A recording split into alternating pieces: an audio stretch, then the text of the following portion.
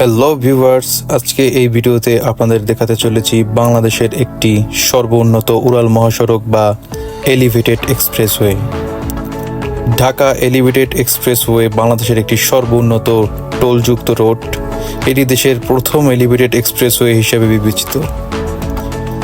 বিশেষজ্ঞরা বলেছেন, বাংলাদেশের এখন পর্যন্ত করা মেগা প্রকল্প বা সড়কের মধ্যে সবচেয়ে ব্যয়বহুল প্রকল্প এটি। এটির নির্মাণের প্রধান লক্ষ্য হল শহরের অভ্যন্তরে এবং এর আশেপাশে ট্রাফিক ক্ষমতা বৃদ্ধি করা ও যানজট নিরসন করা। ঢাকা এলিভেটেড এক্সপ্রেসওয়ে প্রকল্পটি 2011 সালে নির্মাণ কাজ শুরু করে।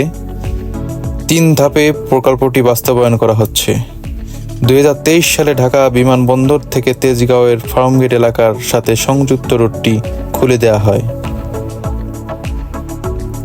এটিকে ঢাকা চট্টগ্রাম মহাসড়কের সাথে সংযুক্ত করার জন্য নির্মাণ কাজ বর্তমানে চলমান রয়েছে।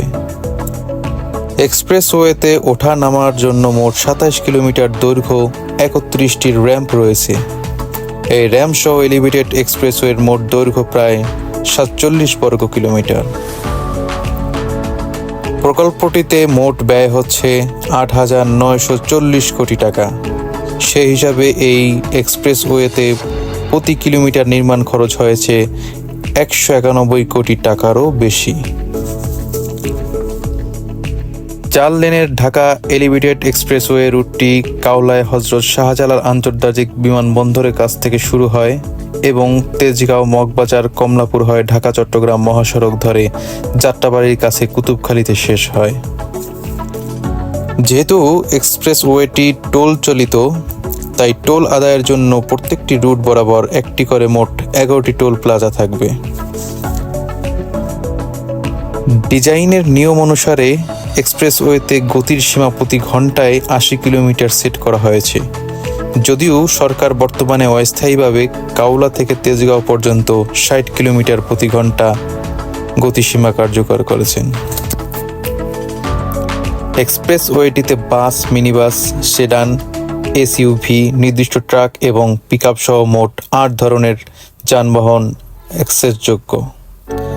জেনে রাখা ভালো, এক্সপ্রেসওয়েতে মোটরসাইকেল, সিএনজি চালিত অটোরিকশা, 3 হুইলার, সাইকেল ও পথচারীদের ব্যবহারের অনুমতি নেই।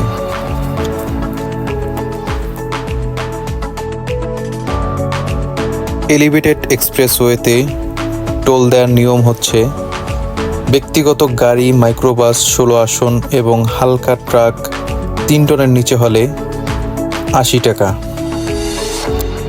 বাস এবং মিনি বাস 16 আসনের বা তার বেশি 160 টাকা। মাঝারি আকারের ট্রাক 6 চাকা পর্যন্ত 320 টাকা। বড় ট্রাক 6টির বেশি চাকার 400 টাকা।